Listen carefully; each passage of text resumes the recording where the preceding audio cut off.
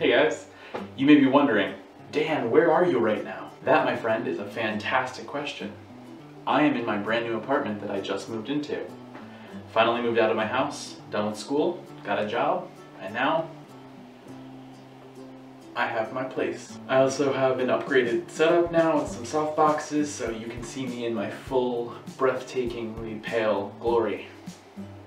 This video had a title that was not, "Look at how pale I am in a different setting." So we shall continue to the real topic. That is game design, and more specific, and that topic is game design, and more specifically, prototyping. A lot of times when I tell people that I make games for fun, you get this kind of response. You should make a game like this. I have this great idea for a game where blank, blank, blank, blankety, blank, blank, blank, Halo, blank, Call of Duty, blank. The problem is that though this idea may sound great, you really can't tell how much fun it would be in the game until you've played it. This is why prototyping becomes so important. Would you like to sink hundreds of hours into making a game that you think is going to be amazing, but the first time that somebody plays it, they stop playing after 5 minutes because it's so boring? Of course not, unless you're crazy. By making a simple playable version of your game, you can test if the core mechanics are actually fun or not, and whether or not it's worth pursuing. If you find yourself or someone else who's playtesting the game enjoying it and wanting to come back to the game again or wishing that there were more levels, you might have a successful game idea on your hands. Now, if you want to make a prototype of your own, I have created a list of different things that I've found through my experience that slow down prototypes or just waste time completely. Number 1, sprites and animations.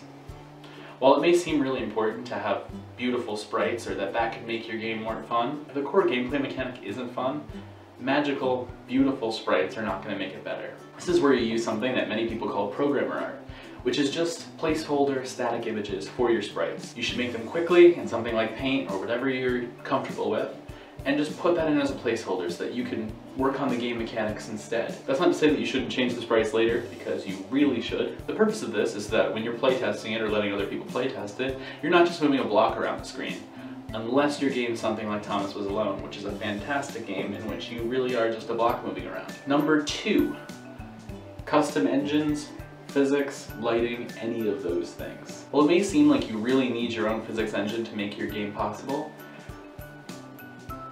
it's probably not necessary, and definitely not necessary for your prototype. There are a ridiculous number of tools that you can use to make your first prototype, and if you're not a programmer, you could use something like RPG Maker, Game Maker, something like that allows you to create simple games without having the most programming experience. Personally, I like to use libgdx or Lightweight Java Game Library to just create a simple prototype and then later move it in to libgdx, which is what I use for everything. You can always create your own engine later, but it's not something you should do before you know if the game's actually going to be fun or even worth pursuing. Number 3, or 3.5, try to keep your levels down to 1 or 2 levels in your prototype, and try to keep your number of enemies as slow as possible. While you might think that you should make a level to try out each of the different ideas you have for your game, usually you can condense that down to 1 or 2 different levels that really show the extremes or the main elements you want to work on. As for enemies, creating a bunch of enemies can be a waste of time if the ones you're creating aren't actually any good.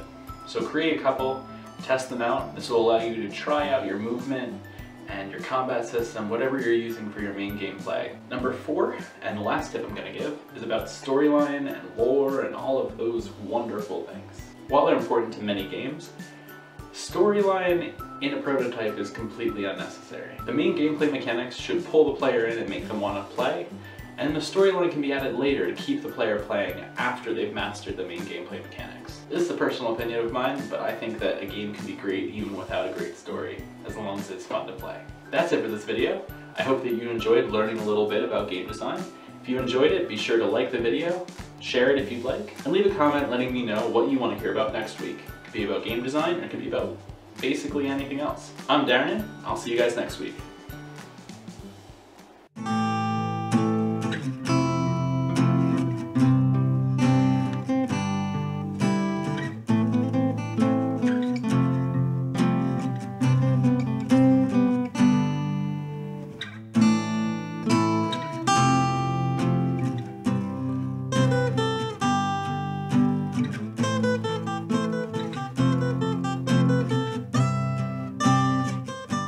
Also, let me know if you like the new intro and outro. Thanks guys, see you next week.